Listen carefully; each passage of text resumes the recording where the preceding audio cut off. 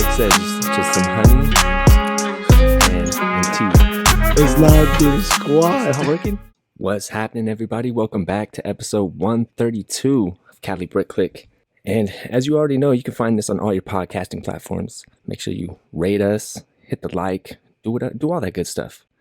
But we have Claire, Shy, and this week we have a special guest, Brick Lee.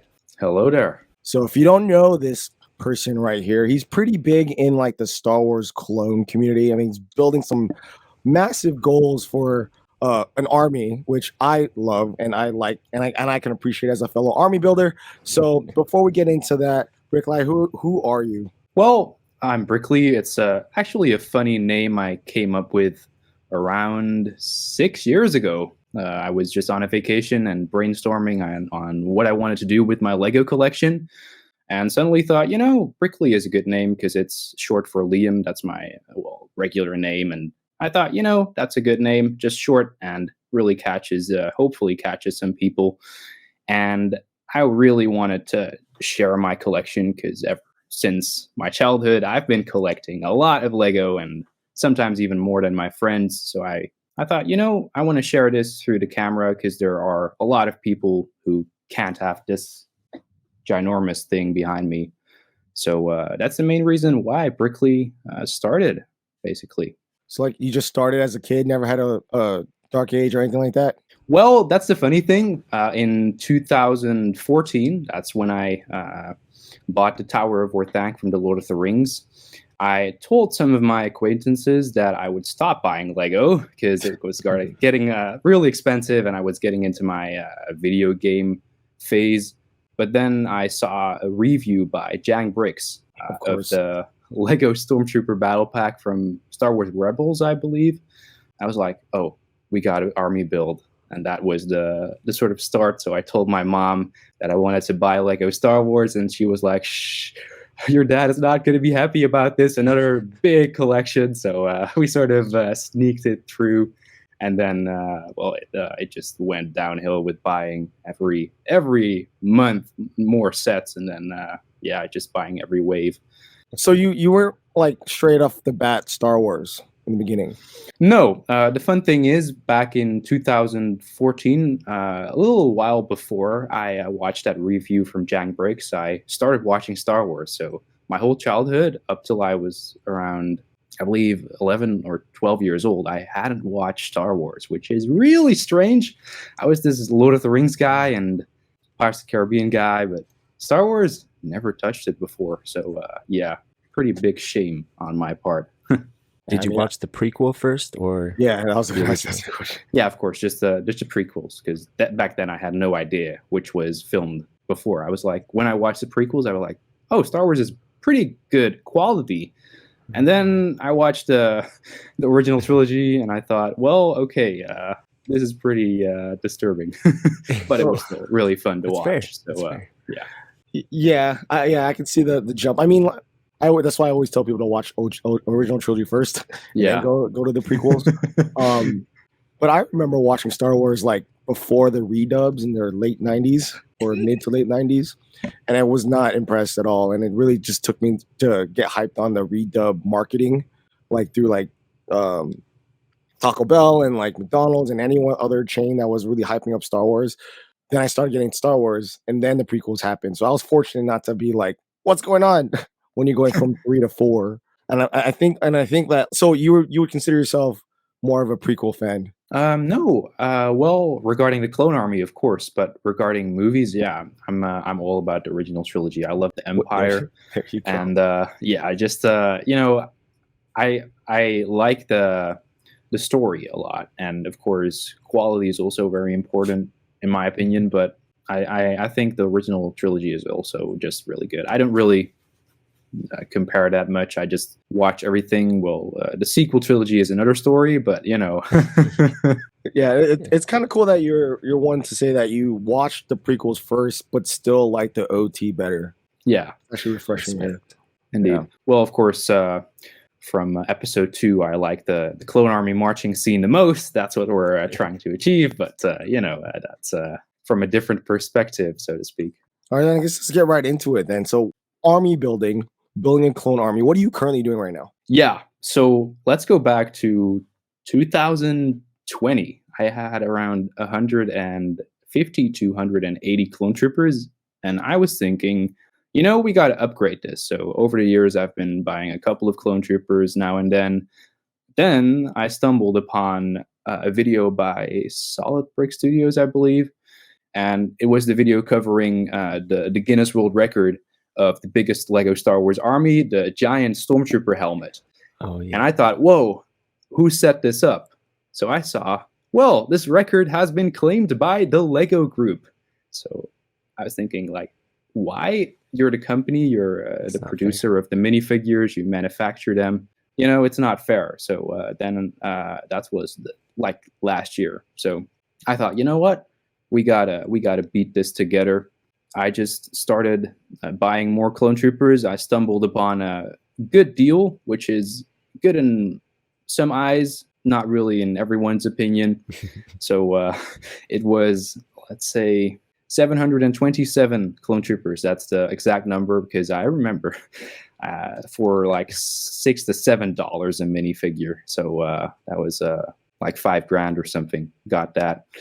It was really hard to just get that deal because, at the time I didn't really have the savings. So I was like, I took some money from college just to get that deal. Yeah, that's the dedication to the record. Yeah. So that's what we're doing right now. So this year I launched a series and we're getting a lot of support. There are some YouTubers coming in. But the main goal is 40,000 clone troopers because Lego set the record for 36,400, I believe. If everyone works together, we're going to go way past that. Definitely. Yeah. So how do you plan on accomplishing that? Because I wondered that when I watched the beginning of the series, was the Lego Group had all the clone troopers on a table. Like Dave Hall had like all the clone troopers on the table. You're using creators from literally all over the world. Oh, yeah. How are you going to obtain this record if all these clones are everywhere else? Yeah, so there's a couple of ways we could achieve this. The first thing is we're going to meet at a convention, so probably Chicago or somewhere else like Virginia. I'm not really that deep into the conventions yet, but someday I will be. We're going to meet up and set up all the clone troopers together at a table, and some people who can make it have already pledged their clone troopers, so I'll take them in their name, set them up with name tags, literally small stickers on the clone trooper so we don't lose track of which clone trooper is from someone else. But, we're going to try to get all the people there and just set up the army at a convention. I've already been talking to some people behind the scenes who might be able to help me at conventions. So that's also pretty exciting for the future. But it's going to be in hopefully 2025-ish when we're going to set up this record. So, well, before 2025 is the goal. The logistics of that can be accomplished. I mean, with the new Hashima, right. I mean, with that big giant cyberpunk city of like what? How many people were involved in that? I think it was like 70 something, 70. Yeah, it was ridiculous. Wow. And they were able to build that giant contraption set. Like being able to collect, distribute, and or collect, put together, and then redistribute back to the original owners of clone troopers shouldn't be that bad. But do you have like parameters to like which clone troopers or just like all of them? I'd say most of the clone troopers. It would be pretty cool if we could pull it off to just set up a squad of 100 Captain Rex minifigures. Dude, that you're gonna need a security guard just to like watch over that like stack. Yeah. Oh, that's literally a stack. Hey guys, I have to give me a second. Sorry, we're having like a Florida thunderstorm and it like soaked all of our packages outside. No, do your thing. No point. Anyways, while she's running downstairs, so this venture, like, did you already reach out to Guinness Book, like setting a time frame? Like, where are you guys at right now? I'm curious. Like, how many clones do you have in like pledging to this goal? So in my most recent video, I mentioned the count of 7,000 clone troopers, but now we're already running into 5 digits. So it's going pretty well. Have you like reached out to like Bruce Swift and so that's we're we're gonna try to get him on there. It's still in the discussing phase, but I discussed it with him a while ago, but that's like a long time ago. But I mean, that's a huge chunk right there, and we all know how big and massive his like Lego Star Wars armies are in general. But like just to have his contribution to it, I think that's would help significantly. I mean, I'm more than willing to contribute, but I am like not even close to 500. Well, that's the thing, you know. Before I also was thinking, you know, I got to get 30,000 or 40,000 clone troopers myself, do it all by myself. Then I was like, you know what, we got to work together with YouTubers. Then finally I realized, you know, there are also fans who want to help out. And I got so many comments with Brickley, I have this amount of clone troopers. Hey, I have 200 clone troopers. Can I also help out? So there's, I believe, like over 10 fans already who pledged their clone troopers. And, you know, if you have 100 fans with 100 clone troopers, that's already 10,000 extra. And if you have 1,000 people with 100, that's a lot more. Yeah, I don't know. And clones in themselves are not cheap. That's not like, so I have a 2,000 Black Falcon army, and it was way cheaper to do and accomplish that than to do clones. It cost me like, now on average it's like $5.80 like for a fully equipped knight. You know, going through online pick a build. You know, going through the Lego website. Yeah. Clones, you don't have that luxury. Like you don't have the ability to get it on online pick a build. You have to get them through sets, battle packs, Bricklink. So what's like the average clone worth right now? Just by itself, no accessories. I'd say for the new battle packs, you know, there are like if you purchase a battle pack, you can mostly get them with a discount. So the 501st battle pack is around sometimes $17, sometimes $20, but that's like $5 a minifigure. I personally got them for $15 a battle pack, so that's a lot less. That's around $3 to $4 a minifigure, which is pretty cheap. Yeah, that's good.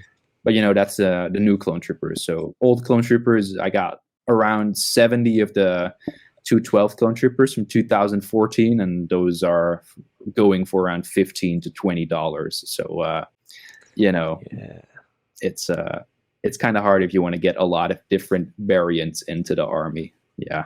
How many clone troopers on a gray base plate? I have this setup where I usually put 100 on my base plates just to have a bit of space in between them. But I believe you can fit around 150, something like that. I'm not sure. I've never tried. I'm just trying to think of like the floor plan for this. So like you're doing 100 minifigures per gray base plate or green base plate? Which one are you talking about? Gray base plate, yeah. Okay, so great. 100 clones on a gray base plate. You would need how many for 40,000? We're doing math here. I'm not prepared. Yeah, it's all good. You need a lot of floor. You need a lot of square footage, is what I'm saying. Yeah. So this is probably something you need to get with like whatever convention you figure out you're going to do this to, because we're in the convention. Would you lay out all these base plates? Yeah, that would be insane. Probably like in the middle or something where everyone can just see the massive army, and then Guinness World Records comes along. We have this record, maybe even a big stage or something. That would be pretty Guinness insane. involved. Yeah. I mean, if Guinness is involved, I think it's something they need to coordinate like sooner rather than later with the convention that you plan on doing this at. Just because space is always a problem at these places. They could probably do it like in a hall, like, you know, everyone set up your base plates and then just bring them here at this time at this room, and then that's where Guinness will be at, and everybody can come look at it there. I think that's like the best place to do that. But that's going to be a lot of logistical planning outside of just collecting this is not going to be an easy feat at all. Like just collecting the army in itself is already hard. Like ensuring that everyone gets their clones that they put in it back is also another one. Counting it to ensure, like I think having like a very basis, like, okay, make sure it's 100 per base plate, so that way it's an easy count and it's an easy setup and it looks, you know, logistically easy to, you know, comprehend what you're seeing and keep track. And then obviously the Guinness Book of Record people can do it. But dude, this is very ambitious, and I hope, and I want to contribute, so I'm definitely in that mode. I just like the idea of dethroning Lego. That's I think that right there is very, very intriguing. Yeah, that's the main idea, because, you know, I think it's just unfair. I mean, they produced the minifigures, and I read something about the fact that they claimed the record, but I didn't really see what they did with the minifigures, whether they just set them somewhere else or just put them back into sets. I'm not 100% sure. I couldn't find it. But, what I would do if I had around 30,000 clone troopers is I just give away like 10K of them to fans who don't have the money to buy a battle pack even. So that would be a goal after just setting up that record, But dethroning Lego, that's the number one goal. Everyone is just hating on that record, so that's what we got to keep on doing. But other than hate, of course, we need to just spread the love for the Republic, the Grand Army of the Republic. That's basically it.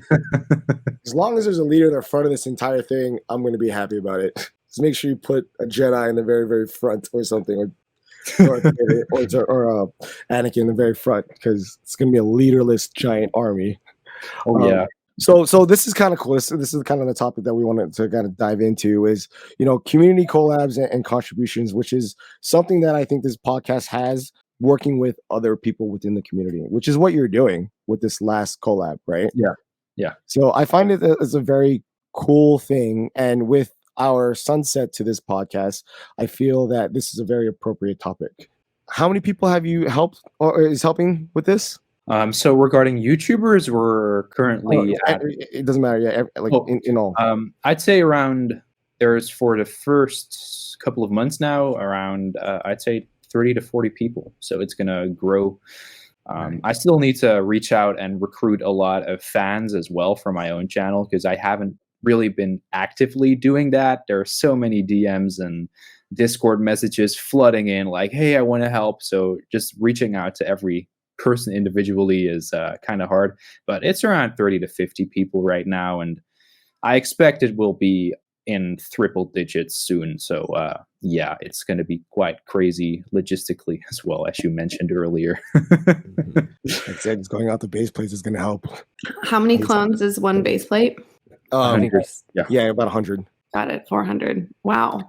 That Insane. seems like I feel like I could see I feel like I could see negative reaction from like convention growers. Like, I'm only saying this because you said like you haven't really done the convention game, particularly in the US. So like I could Shy took his army to to Chicago. How many soldiers were there? 1126. Okay, 1126, and it took up like a significant amount of space, right? Yeah. And so like if you're gonna like put that clone army there and it's 400,000, are you putting it all horizontal, or are you gonna like stack it vertically, I guess? Oh, it's going to be horizontal. Yeah. Okay, so I feel like table. yeah, so you definitely can't do that like in the main hall, because like people who are building mocks and stuff like that would not be interested in having that take up like the whole space. So I think like that would, like you said, that would have to be coordinated separately, because that's kind of wild. If you're gonna, is the horizontal the only way to display? Yeah, just for the epicness. And I mean, the convention which is going to host this is going to want it. It's Guinness World Records. It's going to be like I don't know, one of the biggest projects ever regarding Lego minifigures, I'd say. Yeah, I don't really know. I have.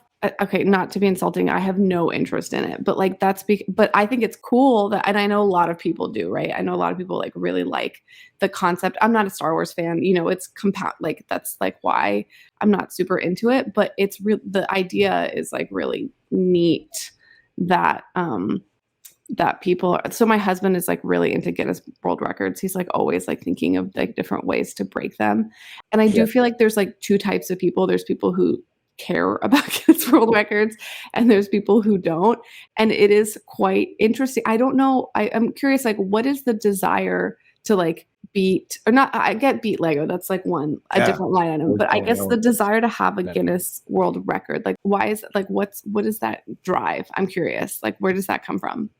So for me, it's not as much about the Guinness World Record. The first thing, of course, I say that is the second reason for me beating Lego's record and just shoving it in their face like, hey, we did this, we beat your record. But for me, the number one reason is just collaboration. I thought, Right. I want to have just a big project with which we can It's get a way to meet new people. just it's have cool. a lot of people interacting, have Yeah. a cool series on YouTube and real life, of course, let Yeah. clone army builders meet each other, because there's Yeah. a whole lot of them out there. I do feel like the give it to Lego thing, unfortunately, probably won't hit, simply because, and this is like, I know you're not asking for my opinion or anything, but like, if you're, I do feel like them being like, we have this record of like, all these things almost incentivizes people to like go build their own army. And the only person that benefits from you and all these people building a 40,000 clone army is Lego, because do you know what I mean? And then we still buy it. And then also think about all the people who like are gonna, let's say they see this thing and like, I'm imagining like maybe like a side room, like in a convention center, like not in the main space. That's what we talked about, like when you're going downstairs. Got it. So because I was like, anyway, so like a side room or whatever, and you're gonna like inspire so many people to like be like, I want to build an army, and they're gonna go. You're doing some great advertising there. So I do feel like the stick it to Lego thing does quite the opposite. The thing is, you're not the only one, I feel like, that has that stick it to Lego kind of attitude with content creation. But like, if you're inherently making Lego content, you're supporting Lego, right? Don't you, in some don't you think? Or do you think it's just like a way to like kind of like build hype? Like, do you actually believe you're sticking to Lego?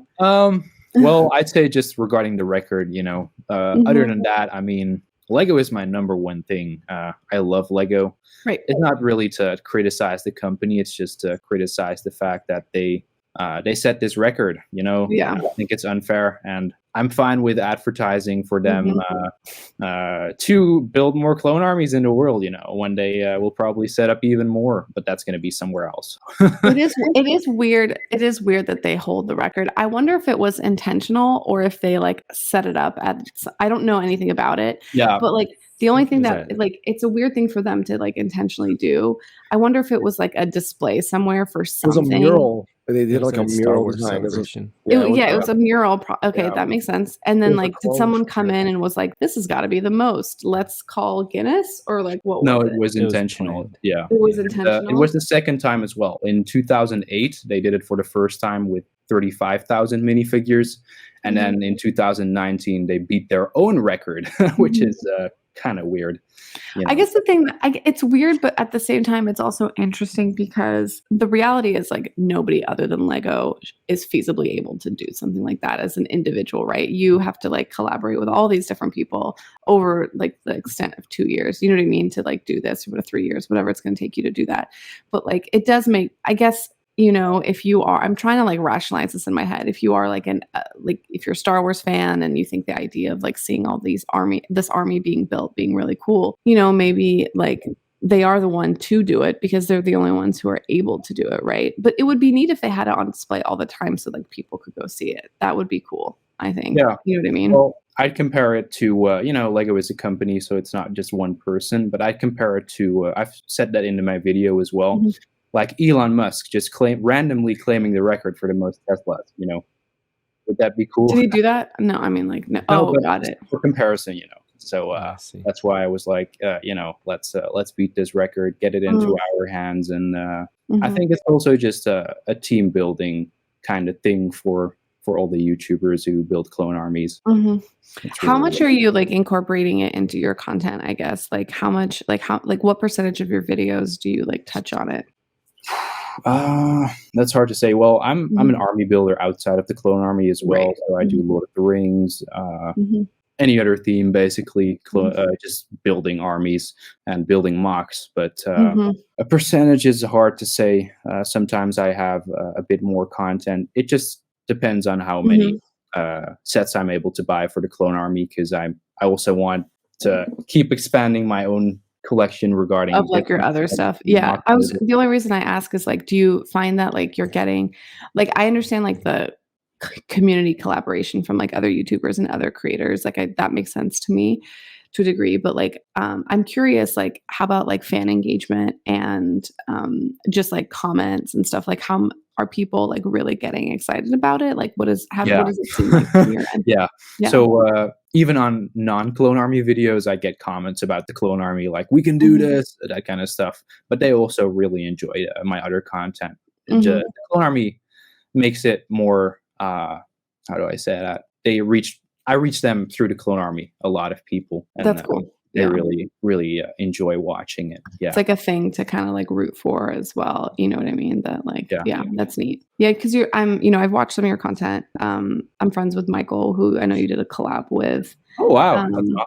Yeah. And, it's really neat, seeing, your content has like really grown and you're doing a lot of the things, a lot of the, I guess we could call them meta things, a lot of the like standard things that we're seeing, be successful on YouTube with Lego content, which is like cool to see you applying it in like your way and stuff. But like what made you make that like very intentional directional switch with your content? So that was around this summer, I believe, in August. I was posting videos about my Minas Morgul series from the Lord of the Rings, and I wanted to upgrade my quality and all that kind of stuff. And I had tested the thumbnail where you have two different things on both sides with a thingy in the middle separating it. I tested that like a year before, something like that. So I was like, I want to reincorporate this and just put a lot more work into my videos, because before that, I didn't script my videos. I just spoke into my microphone randomly. So a lot of repeating the same words and silences. And I just wanted to up my game, basically. So I started researching, editing, scripting, everything, basically. The whole shebang. Yeah, just to upgrade my quality for the viewer. Yeah, that's really cool. Yeah, I think a lot of people we're seeing a lot of people do that, and with like TD breaking the glass ceiling on Lego content creation and basically the quality that it can be, and also the reach that it can have, which is like so neat to see. I remember years ago we'd be like, no way, like like Ryan's gonna be the biggest one or whatever, like Jang is it, like we're stuck in this space. And on this podcast, actually, we talked about it. We would be like, I don't know about that. Like, I think like even Shy Ninja and I were always like, no, we didn't know what it was, but we would be like, you have to use Lego as like the medium. And it's like, you're doing something, it's a different video. It's just Lego as your storytelling device. And we just didn't know what that looked like because we didn't understand YouTube enough, and it's not like what TD Bricks is doing never existed. It just never existed with Lego, and it existed like in the video game community and stuff like that. And he's just like really effective. And I'm not gonna lie, there's a lot of like people that are doing his style and imitating it in some way and applying it and being inspired by it. Then there's the people that are like straight copying it, but nobody is able, I find it, I don't know if you feel this way, but nobody's able to actually do exactly what he's doing. Like nobody. And I do think that's actually quite interesting. And I think because I don't know if you've ever done that in terms of like analyze his stuff. I mean, you have to, if you did like the split screen, it's like, like what's doing well. Like nobody is like taking as many shots as he is and like clipping them as fast and stuff like that. So I think that's like really interesting that he's essentially like constantly like setting the bar, and like everyone's like kind of like working along with it. I don't know. To me, that feels like a really cool community thing, kind of like your army. It's like there's all these people that are like really excited about editing videos and creating content, and they're all striving for like more and more and more and like better. And it feels like it's led by like a few people, you know what I mean, that are doing really well. Like, and I think, you're one of those people. You're doing really well, and it's cool to see that. Yeah. So, like a while ago, I actually got inspired by Sacred Bricks. I don't know if you know him, but I watched one of his early videos that was like last year in March, I believe. And I thought, this is kind of the style I want to incorporate, but then in my own way. So I try to stay as far away from their type of style. So regarding the thumbnail, I knew it existed. And before I'd also used the split screen with some other videos. But regarding style, I try to bring my own sort of vibe into it. So I usually use my sig fig with sort of stock images to portray my story. Basically, I thought that was just really a fun thing to do because I'm not really good at drawing, and I definitely don't want to do all kinds of things like if I'm lazy, just do like this pose or something, just take a bunch of pictures. So I thought the stock image was a really fun way to enhance the storytelling in my videos, because back in the day I was just talking over images or just showing my Lego mocks with the camera and just talking like this in the old-fashioned way of YouTube, Lego YouTube anyways. Yeah. So I think it is hard, making it personal, like taking inspiration from somebody else and like trying to do it in your own way. And I think it's hard, but at the same time, like it's also necessary, if that makes any sense. Like I think if you're trying to build like a community, it's necessary. But I think if you're just like trying to have like numerical or like, data, like success, like just success in views and stuff, you can essentially like brute force copy. And there's a lot of that, not just in the Lego space, there's a lot of that in all of content creation. And a lot of people have like, really strong opinions like that of just like copying, which is what it is. I do, you always forget that there is that kind of content out there that's like people reacting to other people's videos and they just like don't really react. To me, that's like the bottom of the barrel in terms of like quality or in terms of like video production. You know what I mean? That's that is like the worst content out there. And I think even below that is people who just like straight up take other people's content and like clip it and reload it online. And sometimes like you forget that there's people that do that. At least for me, like I don't watch any of that content and it is just trash. I'm curious like what you guys think of that stuff. Like just that, like, I don't know. I don't know. I think to myself, like, think about how much time you spend like scripting, taking the shots, building the mocks, taking the time lapse. All this stuff is before you, and like buying it, before you even get to editing where you're like doing subtitles and trying to move the thing every 1 to 3 seconds. You know what I mean? All the stuff that you're incorporating and all that work that you're doing. And there's people online that just like do a reaction channel and get like crazy amounts of views because they're using Mr. Beast in the title or, like PewDiePie in the title or, you know what I mean? Like all these other, like the bigger name creators. And I'm curious, like how you guys feel as like creators online and when you're working hard to like achieve a goal, when you see stuff like that. Cause like, to me, that really bothers me. And the reason I'm bringing this up right now, it has nothing to do with you, Liam. It has to do with the fact that I saw this content last night and it just like reminded me that this exists. And I feel like I have intentionally like put blinders on with this garbage because like I don't want to see it, because I have a really hard time with this. Like in school I'm gonna just 2 more seconds. I would have a really hard time if I like knew somebody was cheating and like getting a really good grade. Like I would never like rat on anybody, but it would like eat at me inside. And this to me feels like the very public YouTube equivalent of that. And it seems like a very weird thing for it to be okay. I don't know. I'm curious what you guys think, especially because like Brickley, you're obviously like quite a bit younger than we are. And then Shy, I know you watch completely different content than I do. And I assume the same thing, Ninja. Like, do you guys watch any of that stuff? Like, what do you think of it? Do you have the same reaction that I do? Yeah. I don't watch that content. So they're like only showing their face like, yeah, exactly. Yeah. Okay. And like XQC or whatever, like these people, like they got big, streaming, like doing one thing. And then now, they have thousands and thousands of people that watch them just like watch movies online, and they get like a contract for like $100 million to like go to another platform.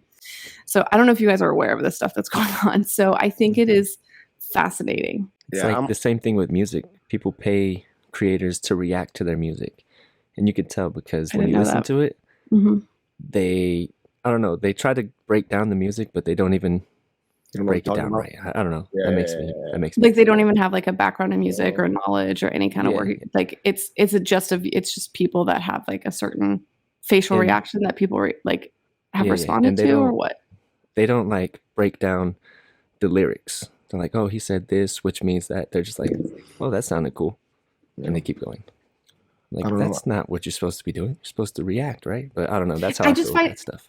I just find it interesting because I feel like there's like two avenues of where the greater YouTube space is going. And I'll tell you why, like I asked about this, because it's like, I think like the Lego space right now feels like it's transitioning into this like very intense, these like success in the Lego space is equivalent to work, to do what TD's doing, to do what you're doing, to do what Sacred's doing, to do what like, B3, all these people that are really hitting like big views. And like, think about like, these are not like easy videos to produce by any means. And they take like a lot of time, and like, even like my little baby channel has like seen success by me shifting and being much more intentional, but also increasing the workload for each video. And it feels like that's where the Lego space is going.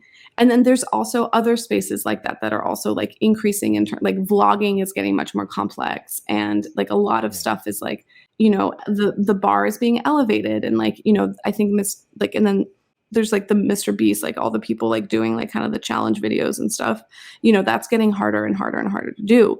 But like, there is also this other aspect of YouTube where it's like almost getting, or not just YouTube, but social media, it's almost getting like easier and easier. And I think that's like, and TikTok is almost part of that too. You know what I mean? Yeah. I'll say like I watched what I think you're talking about, but like on Instagram. Like you watch like clips of it. Yeah, people are like sharing their stuff on the reels as you're like kind of just scrolling and you see a reaction to a video or something short. Yeah. I watched them because they're in front of my face. Yeah. It's interesting to watch, but yeah, I don't go head hunting for these channels. And these things have always existed. It's just like, it just seems like it's getting on a like grander and grander scale, or I'm like more conscious of it, which could be both or neither or whatever it is. You know what I mean? I do find it interesting that Lego is going down a very intentionally difficult path, which almost like eliminates specific people from having success in that space. Like if you don't have the skills, if you don't have the work ethic to do that, you kind of like it parts the seas a little bit, and then I don't know, I do find it really fascinating.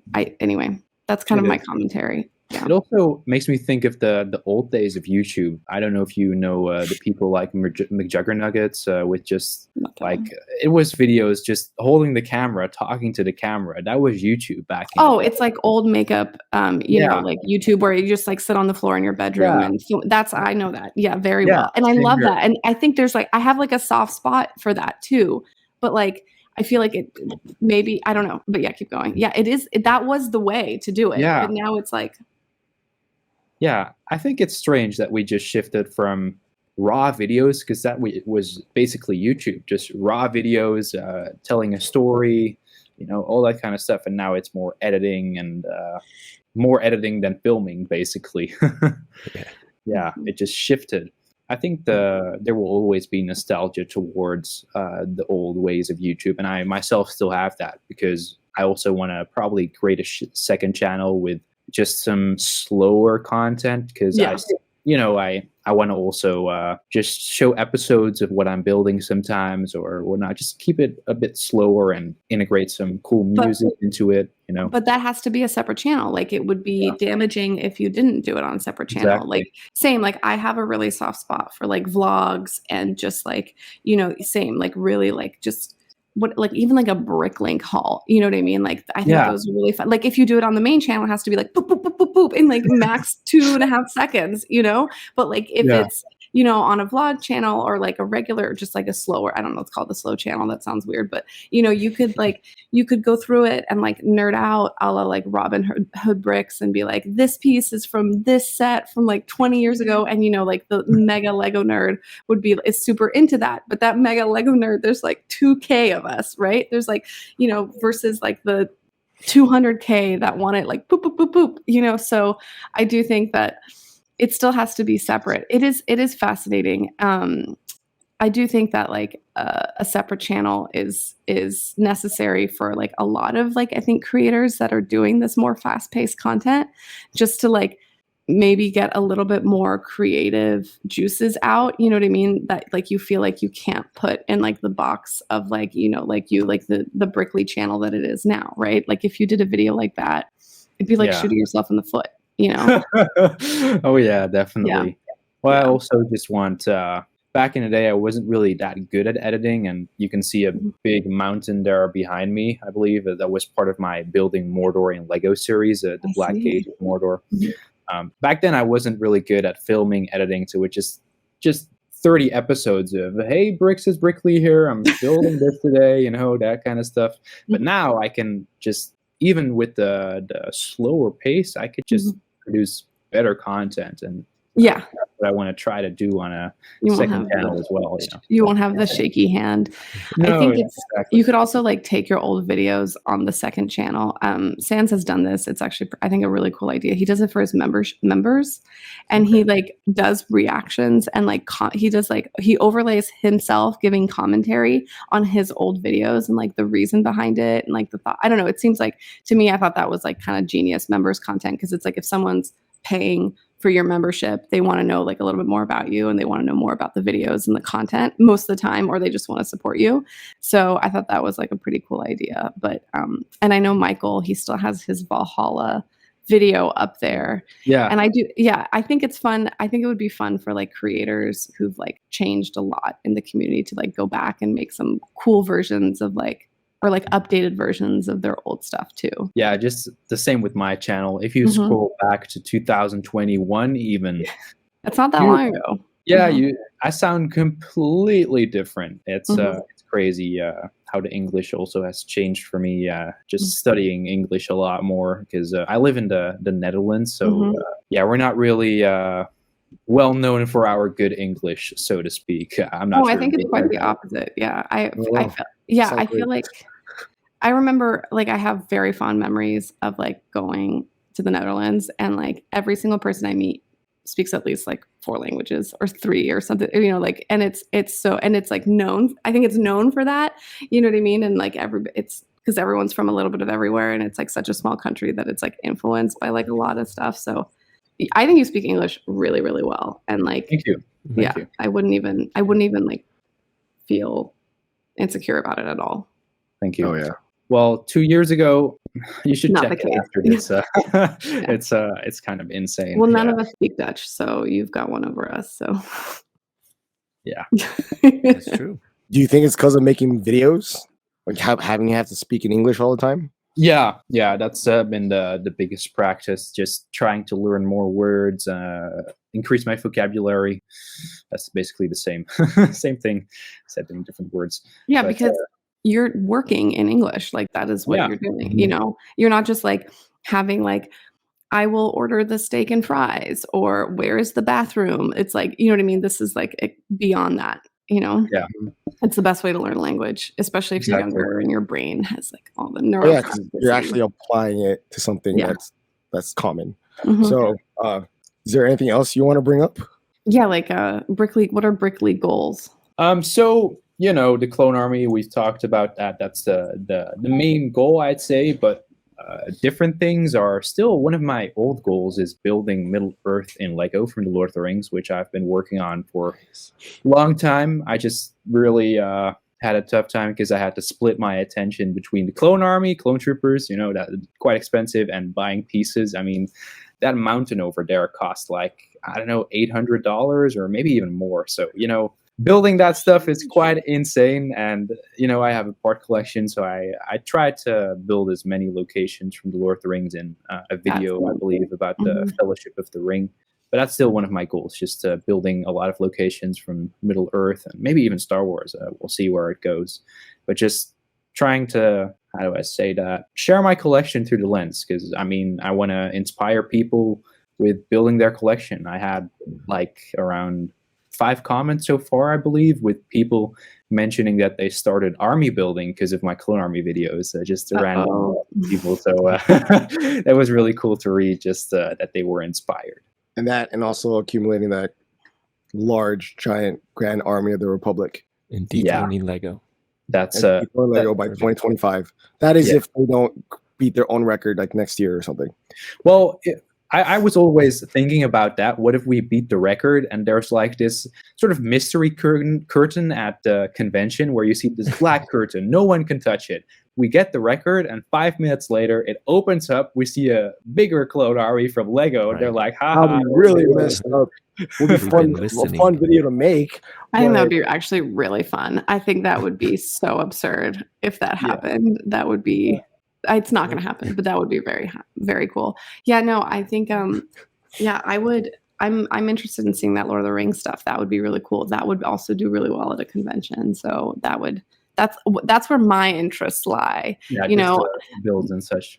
Don't get me wrong, I like armies, but I like armies like Shy's army, where each faction is like a little bit different and there's like a scene around it. It's the like repetitive one, only unless it's like ironic. Like Sans has like a Jackstone little army, and like we have like all the cool. Just like, you know what I mean? Like some of the ones that are just like ridiculous. I think those are funny, but you know, I don't know. You know what? Just like catch me in 2 years at whatever said convention and be like, do you think this is cool? And I'll probably say yes, but we'll see. Guinness World Record. Yeah. So furthermore, I mean, regarding goals, I'd say just the Clone Army. Regarding the Clone Army, it's more about collab. So I want to bring people together with that, but also outside of that. I mean,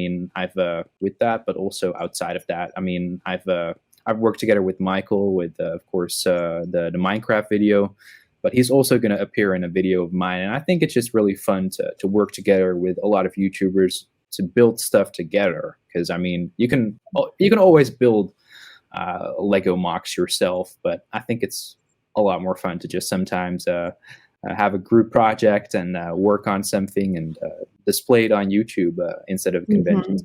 Yeah, that's also one of my goals, to just have more collabs and more awesome connections. Yeah. So we're just going to leave it at that, because that's a good way to end this one.